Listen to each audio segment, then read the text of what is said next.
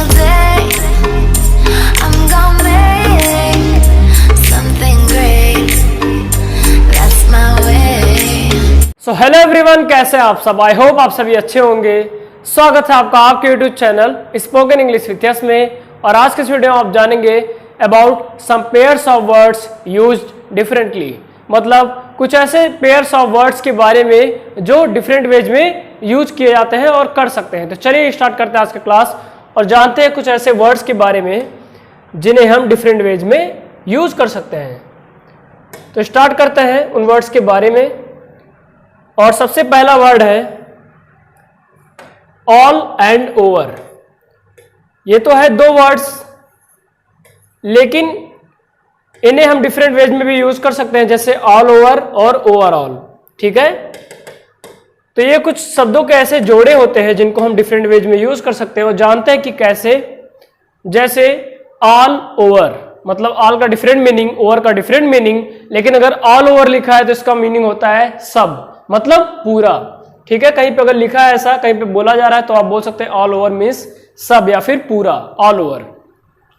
लेकिन ओवरऑल, हालांकि इसको बस आगे पीछे किया गया है, लेकिन इसका मीनिंग डिफरेंट हो जाता है। कैसे? ओवरऑल का मीनिंग होता है कुल मिलाकर। ठीक है, जैसे कोई बात आपको बोला जाता है, कोई चीज आपको समझाया जाता है, तो आप लास्ट में बोल सकते हैं कि ओवरऑल इसका मीनिंग यह है कि ऐसे करना है इसे, या फिर इसका मीनिंग यह है। तो समझते हैं इसके एग्जाम्पल से। जैसे I travelled all over the India, मतलब मैंने पूरे भारत में भ्रमण किया या फिर घूमा, ट्रेवल किया। ठीक है, I travelled all over the India, ऐसे आप बोल सकते हैं, I travelled all over the India. और भी डिफरेंट वेज में यूज कर सकते हैं आप ऑल ओवर को, जैसे the oil is all over the floor, मतलब जो ऑयल है वो सभी पूरे फर्श पर है। तो इस तरह से भी आप बोल सकते हैं। ठीक है, और ओवरऑल का मतलब होता है कुल मिलाकर। जैसे लास्ट में मैंने अभी आपको बताया कि जब आपको कुछ बताना हो, आप समझा दिए लोगों को, लास्ट में बोलते हैं कि कुल मिलाकर कहने का अर्थ यह है कि इसका मीनिंग इस तरह से होता है। तो आप बोल सकते हैं overall the meaning of this thing is this. तो इसी तरह यहाँ पे यूज किया गया ओवरऑल का कि overall the seminar was awesome, मतलब कुल मिलाकर सेमिनार बहुत ही बढ़िया था। तो इस वे में आपने जाना कि कैसे दो डिफरेंट वर्ड्स को हम डिफरेंट वेज में पेयर बनाकर यूज कर सकते हैं। ठीक है, तो ऑल ओवर का मतलब सब या फिर पूरा, और ओवरऑल का मतलब होता है कुल मिलाकर। तो जैसा एग्जांपल से हमने समझा, फिर से एक बार देखते हैं। I travelled all over the India, मैंने पूरे भारत में भ्रमण किया या फिर ट्रेवल किया। और लास्ट में है सेकंड है overall the seminar was awesome, मतलब कुल मिलाकर सेमिनार बहुत ही बढ़िया था। तो ऐसे आप यूज कर सकते हैं। बढ़ते हैं नेक्स्ट वर्ड्स की तरफ, और जो नेक्स्ट पेयर्स ऑफ वर्ड है वो है born and in. Born in, born का अलग मीनिंग है, इनका अलग मीनिंग है, लेकिन जब बॉर्न इन लिखा होता है तो इसका मतलब होता है किसी समय में पैदा होना। मान लिया किसी का जन्म किसी समय में हुआ रहता है, किसी ईयर में हुआ रहता है, तो वहां पे हम लोग यूज करते हैं बॉर्न इन का। किसका यूज करते हैं? बॉर्न इन का। लेकिन अगर इनको पहले लगा दिया बॉर्न के, तो हो जाता है जन्मजात। मान लिया बचपन से किसी का कोई टैलेंट होता है, ठीक है, तो लोग कहते हैं कि ये गॉड गिफ्टेड टैलेंट है, या फिर बचपन से ही इनके पास ये कला है, पहले से ही, ऐसे बोलते हैं ना। तो वहां पे हम लोग यूज कर सकते हैं इन बॉर्न का। समझते हैं एग्जांपल से, जैसे I was born in, I was born in. और मान लिया किसी भी ईयर में आपका जन्म हुआ है, जो भी ईयर में आपका जन्म हुआ है, जो भी आप यहाँ पे आगे ऐड कर सकते हैं, मतलब इस ईयर में हमारा जन्म हुआ है। तो ऐसे आप यूज कर सकते हैं बॉर्न इन का। लेकिन अगर आपको इन बॉर्न का यूज करना है तो आप इस तरह से यूज कर सकते हैं, जैसे he has a lot of inborn talents, उसके पास बहुत सारे जन्मजात टैलेंट्स हैं। कहते हैं ना बचपन से इनके पास ये चीज का स्किल है, ये चीज इनको बहुत अच्छे से आता है, बचपन से ये डांस में बहुत अच्छे हैं। तो इस तरह से आप बोल सकते हैं कि he has a lot of inborn talents. तो आपने जाना कि कैसे बॉर्न इनको और इनबॉर्न को हम लोग डिफरेंट वेज में, बस डिफरेंट वेज में थोड़ा सा चेंज करके हम लोग यूज कर सकते हैं और इसका मीनिंग डिफरेंट हो जाता है। बढ़ते हैं नेक्स्ट वर्ड की तरफ। नेक्स्ट वर्ड्स है burst and out. Burst out, burst का डिफरेंट मीनिंग होता है, आउट का डिफरेंट मीनिंग, लेकिन जब बर्स्ट आउट साथ में कंबाइन किया जाता है और बर्स्ट आउट जब यूज किया जाता है तो इसका मतलब होता है फूट पड़ना। इसका क्या अर्थ हुआ? इसका मीनिंग ये हुआ कि मान लिया अचानक से कोई इमोशनल एक्टिविटी करना, जैसे अचानक से किसी ने खूब तेजी से लोग हंस देते हैं, तो ये चीज हो गया। अचानक से किसी बात पर इमोशनल होकर लोग रो दिए खूब तेजी से, अचानक से ऐसे जोर से, तो वहां पे बर्स्ट आउट वहां पे यूज किया जा सकता है। और सेकंड है आउटबर्स्ट। आउटबर्स्ट का मतलब होता है अत्यंत गुस्से का भाव या फिर अत्यंत गुस्सा करना। यहाँ पर इसका मीनिंग यह है अत्यंत गुस्सा करना, ठीक है। जब मान लिया कोई किसी पे गुस्सा करता है, वो भी बहुत ज्यादा गुस्सा करता है या फिर बहुत गुस्से के भाव में रहता है, तो वहां पे बोल सकते हैं हम लोग आउटबर्स्ट के बारे में। समझते हैं एग्जाम्पल से, जैसे ही बर्स्ट आउट लाफिंग, मतलब वो हंसते हंसते और बहुत तेजी से हंस पड़ा, ठीक है। ही बर्स्ट आउट लाफिंग, और बहुत तेजी से हंस पड़ा। इस तरह भी हो सकता है ही बर्स्ट आउट वीपिंग या फिर क्राइंग हो सकता है। क्राइंग ज्यादा बेहतर रहेगा, वीपिंग मतलब लोग शांति से रो रहे होते हैं तब होता है, क्राइंग मतलब थोड़ा बोल के चिल्ला के आवाज निकाल के जब रोते हैं बोलते हैं, तो इस तरह से। तो ही बर्स्ट आउट क्राइंग, यहाँ पे भी हो सकता है ही बर्स्ट आउट क्राइंग और बहुत जोर से रो पड़ा। ही बर्स्ट आउट लाफिंग, और बहुत तेजी से जोर से हंस पड़ा। तो इस तरह से आप यूज कर सकते हैं बर्स्ट आउट का। और समझते हैं आउटबर्स्ट का कैसे यूज करना है, जैसे his boss outburst on his employees, उनके बॉस उनके एम्प्लॉयज पर बहुत ज्यादा गुस्सा करते हैं, बहुत अत्यंत गुस्सा करते हैं, बहुत ज्यादा गुस्सा करते हैं। तो ऐसे आप बर्स्ट आउट और आउटबर्स्ट को बस थोड़ा सा चेंज करके आप डिफरेंट वेज में, डिफरेंट मीनिंग में यूज कर सकते हैं। बढ़ते हैं नेक्स्ट वर्ड की तरफ। और नेक्स्ट पेयर्स ऑफ वर्ड्स क्या है? नेक्स्ट पेयर्स ऑफ वर्ड्स है cast and out, cast out, ठीक है, कास्ट एंड आउट। तो कास्ट का डिफरेंट मीनिंग, आउट का डिफरेंट मीनिंग, लेकिन जब कास्ट आउट साथ में होते हैं तो इसका मीनिंग होता है बहिष्कृत करना, बहिष्कृत करना, बहिष्कार करना या फिर निकाल फेंकना, ठीक है। समझते हैं अभी एग्जांपल से आगे कि कैसे इसका क्या मीनिंग है। आउटकास्ट, आउटकास्ट मतलब होता है किसी व्यक्ति को जाति, समुदाय या देश से निकालना।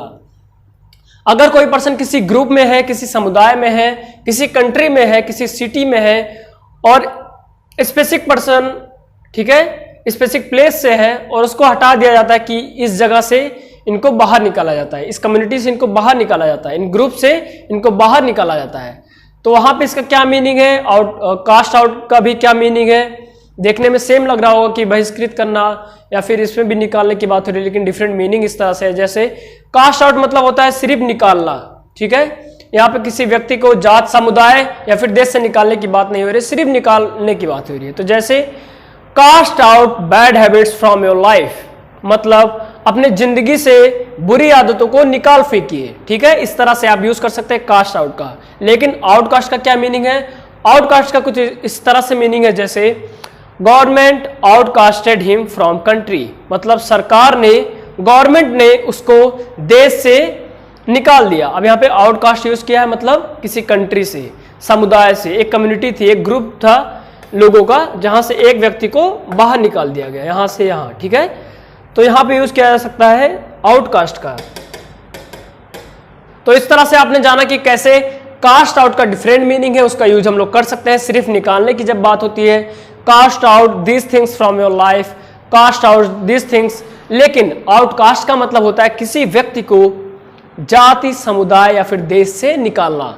Government outcasted him from country. तो इस वे में आप यूज कर सकते हैं कास्ट आउट और आउटकास्ट को।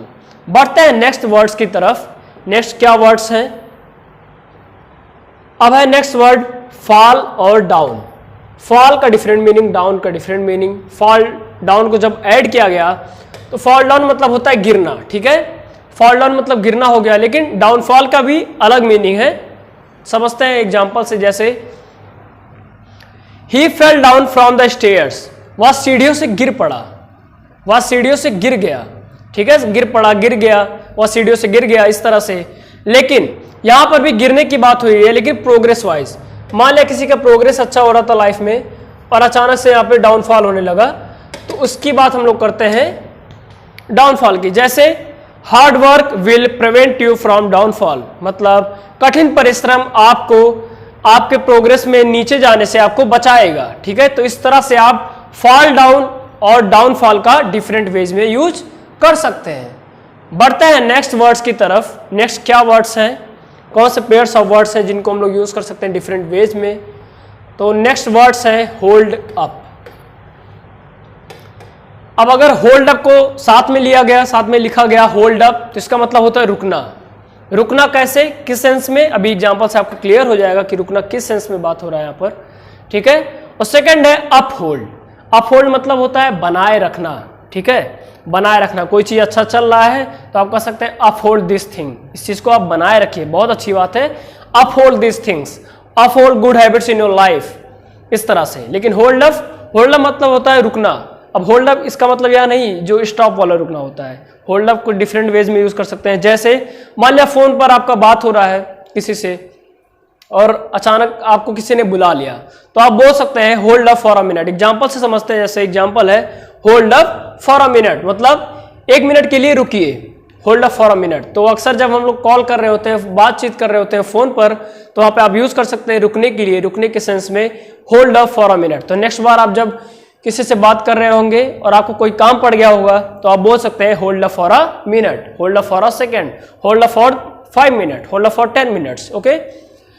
एंड अपहोल्ड का कैसे यूज करना है, अपहोल्ड का जैसे मैंने बताया बनाए रखना। कोई काम हो रहा है, अच्छा चल रहा है लाइफ में, तो लोग कहते हैं कि कीप इट अप, इसको बनाए रखिए, ठीक है। इसी तरह से होल्ड अप का भी मीनिंग हुआ बनाए रखिए, मतलब इस चीज को बनाए रखिए। जैसे कंसिस्टेंसी को कहा जाता है बनाए रखिए, तो बोला गया एग्जाम्पल में ही अपहोल्ड्स द कंसिस्टेंसी, वह कंसिस्टेंसी को अपने लाइफ में बनाए रखता है। तो ऐसे आप यूज कर सकते हैं होल्ड अप और अपहोल्ड को। बढ़ते हैं नेक्स्ट वर्ड्स की तरफ। नेक्स्ट क्या वर्ड्स है, पेयर्स ऑफ वर्ड्स।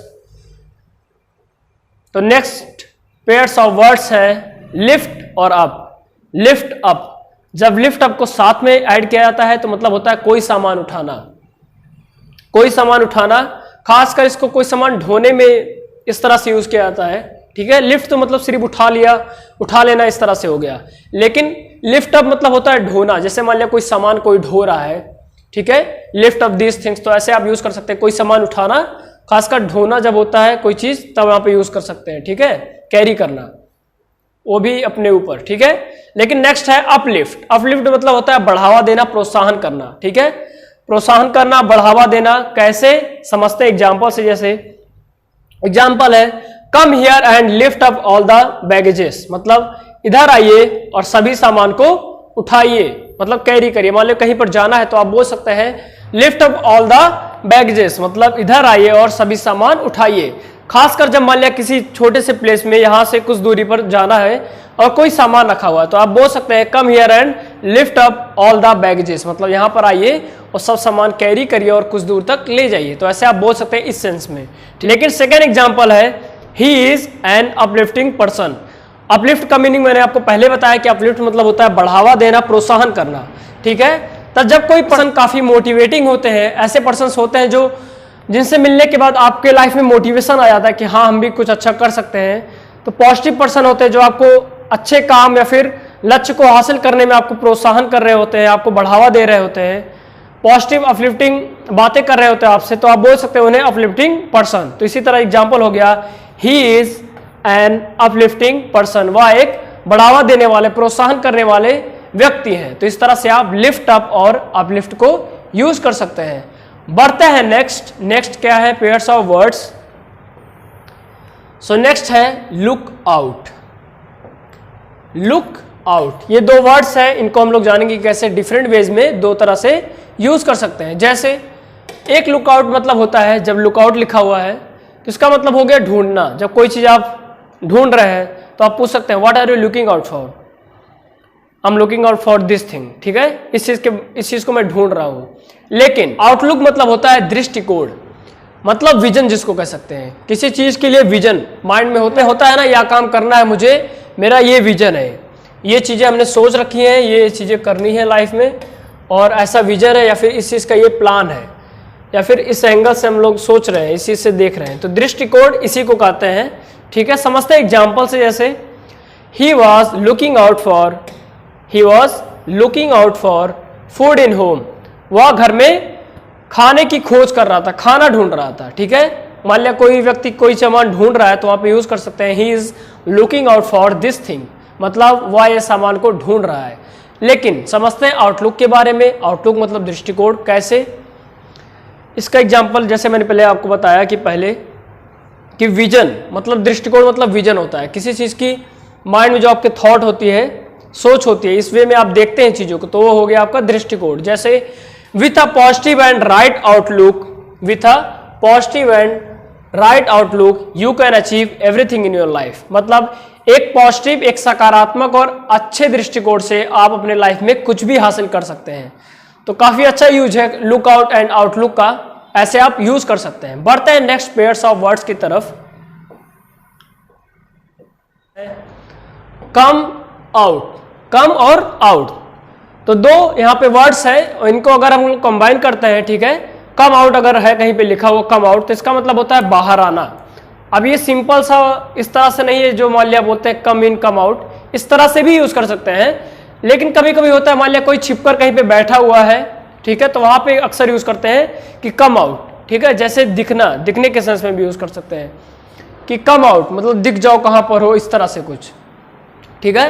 तो कम आउट का इस वे में यूज कर सकते हैं। और आउटकम मतलब होता है परिणाम, रिजल्ट जिसको कहते हैं कि इस काम का यह रिजल्ट है, इस काम का यह परिणाम है। समझते एग्जाम्पल से, जैसे the cops warned him to come out. Cops मतलब पुलिस, ठीक है, पुलिस को हम लोग कॉप्स कहते हैं न्यू वे में। तो the cops warned him to come out, मतलब पुलिस ने उसे वार्न किया बाहर आने को। अब बाहर आना सिर्फ बाहर आना की तरह नहीं होता, मान लिया कोई चोर कहीं पे छिपा हुआ है किसी घर में, तो वहां पे वार्निंग दिया गया कि आप दिखो, बाहर आओ, ठीक है, इस तरह से। तो the cops warned him to come out, the cops warned him to come out, police ने उसे वार्न किया बाहर आने को। नेक्स्ट है hard work will always give you a positive outcome, मतलब कठिन परिश्रम, कड़ी मेहनत, कठिन परिश्रम हमेशा आपको एक पॉजिटिव परिणाम देगा, सकारात्मक परिणाम देगा। तो इस तरह से कम आउट और आउटकम को आप डिफरेंट वेज में यूज कर सकते हैं। बढ़ते हैं नेक्स्ट पेयर्स ऑफ वर्ड्स की तरफ, और नेक्स्ट है सेट अप। सेट अप, अब ये दो वर्ड्स हैं सेट अप, लेकिन जब सेटअप साथ में हो जाता है तो इसका मतलब होता है तैयार करना या फिर बनाना। किसी चीज को तैयार करना, उसका सेटअप बनाना, सेटअप क्रिएट करना, सेटअप करना कह सकते हैं। तो सेटअप मतलब हो गया तैयार करना, बनाना। नेक्स्ट है इसी को अगर आपको पहले लगा दिया गया तो हो जाएगा अपसेट। अपसेट मतलब होता है चिंतित, परेशान। लोग बोलते हैं ना कि आज मैं बहुत अपसेट हूं, आज वह बहुत अपसेट था, तो इस तरह से हम लोग यूज कर सकते हैं। समझते हैं एग्जाम्पल से, जैसे he set up everything for the party, मतलब उसने पार्टी के लिए सब कुछ तैयार किया, एकदम अच्छे से तैयार किया, सब चीज सेटिंग किया सब चीज की, तो कह सकते हैं सेटअप किया। तो उसने पार्टी के लिए सब कुछ सेटअप किया। नेक्स्ट है ही वॉज अपसेट यस्टरडे, मतलब वह कल बहुत चिंतित था या फिर बहुत परेशान था। तो इस वे में आप दोनों वर्ड सेट अप को डिफरेंट वेज में यूज कर सकते हैं। एक हो गया सेटअप, एक हो गया अपसेट। तो बढ़ते हैं नेक्स्ट पेयर्स ऑफ वर्ड्स की तरफ, और नेक्स्ट है नेक्स्ट इज टेक ओवर।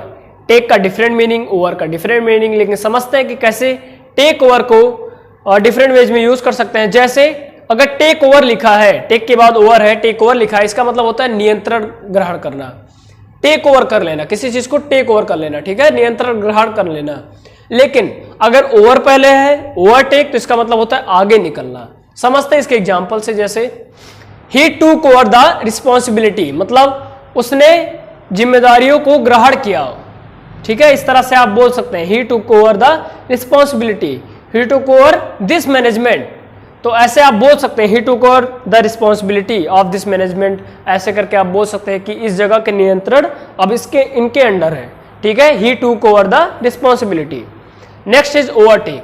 अब ओवरटेक का मतलब सिर्फ ये नहीं होता है जो आपने पहले सुना है कि कोई बाइक जा रहा था यहाँ पर और किसी ने आके ओवरटेक कर दिया, ठीक है, इस तरह से नहीं। ओवरटेक का डिफरेंट मीनिंग यह भी है कि आगे निकलना। जैसे ही ओवरटूक ऑल हिज कॉम्पिटिटर्स, मतलब वह अपने सभी प्रतिद्वंदियों से आगे निकल गया या फिर पिछाड़ दिया या फिर आगे निकल गया। तो इस तरह से आप इसका भी यूज कर सकते हैं डिफरेंट वेज में, इस तरह से भी इसका यूज हो सकता है। तो आपने जाना कि कैसे टेक ओवर को और ओवरटेक, ये दोनों वर्ड्स को डिफरेंट वेज में आप यूज कर सकते हैं। इसका मतलब हो सकता है नियंत्रण ग्रहण करना, और सेकंड इज ओवरटेक मतलब आगे निकलना। बढ़ते हैं next and last pairs of words की तरफ, जो है throw and over. Throw and over different different words हैं, लेकिन जब थ्रो ओवर साथ में आते हैं तो इसका मतलब होता है छोड़ना। जैसे मान लिया कोई व्यक्ति किसी को जब रिलेशनशिप में होते हैं, मान लिया या फिर संबंधी होते हैं या फिर घर वाले परिवार में हो गए, तो उस अटैचमेंट में जब किसी को कोई छोड़ा जाता है तो वहां पे थ्रो ओवर बोला जाता है, ठीक है। और नेक्स्ट है ओवर थ्रो, मतलब किसी पद से किसी को निकाल देना। समझते एग्जाम्पल से, जैसे he threw over his brother for some reasons, मतलब कुछ कारणों की वजह से उसने अपने भाई को छोड़ दिया। He threw over his brother for some reasons, कुछ कारणों की वजह से उसने अपने भाई को छोड़ दिया। तो इस तरह से इसका यूज हो सकता है। एंड सेकंड है ओवर थ्रो।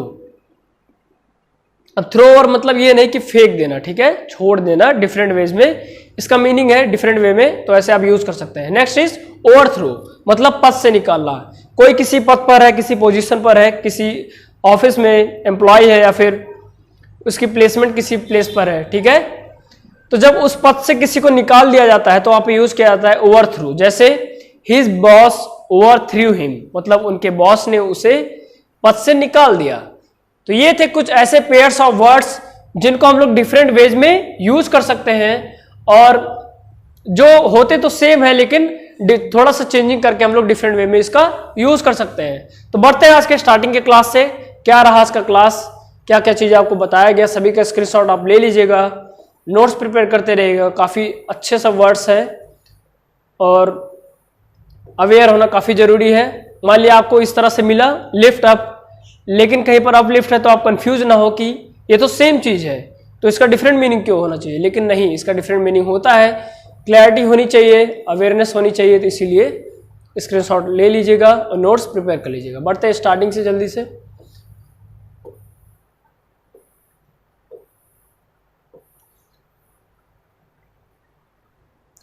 और ये आ गए हम लोग स्टार्टिंग से, और आज का जैसा कि हमारा टॉपिक था some pairs of words used differently, मतलब शब्दों के कुछ ऐसे जोड़े जिनको हम लोग डिफरेंट वेज में यूज कर सकते हैं। तो स्टार्टिंग करते हैं स्टार्ट से, और फर्स्ट हो गया ये ऑल ओवर और ओवरऑल। इसका स्क्रीनशॉट ले लीजिए, 2 सेकंड का पॉज, उसके बाद बढ़ते हैं next. Next second is born in, इसका भी स्क्रीनशॉट ले लीजिए। बढ़ते हैं नेक्स्ट।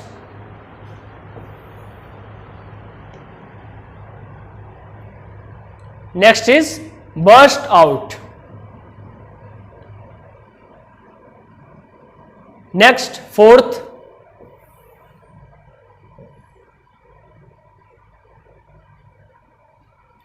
कास्ट आउट, आउटकास्ट, इसका भी स्क्रीनशॉट ले लीजिए। नेक्स्ट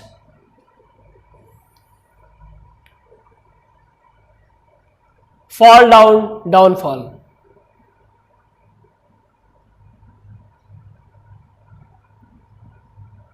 नेक्स्ट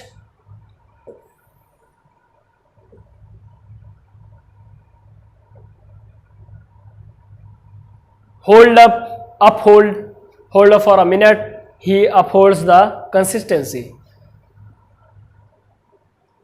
बढ़ते हैं next.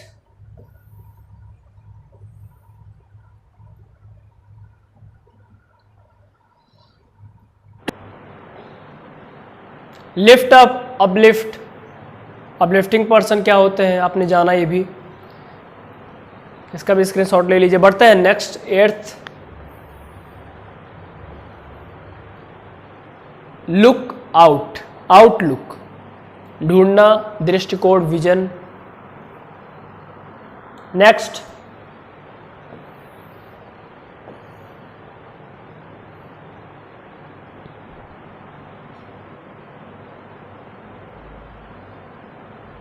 Ninth and next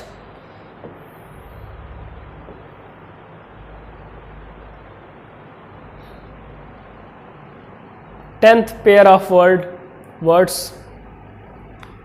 set up, upset। बढ़ते हैं नेक्स्ट 11th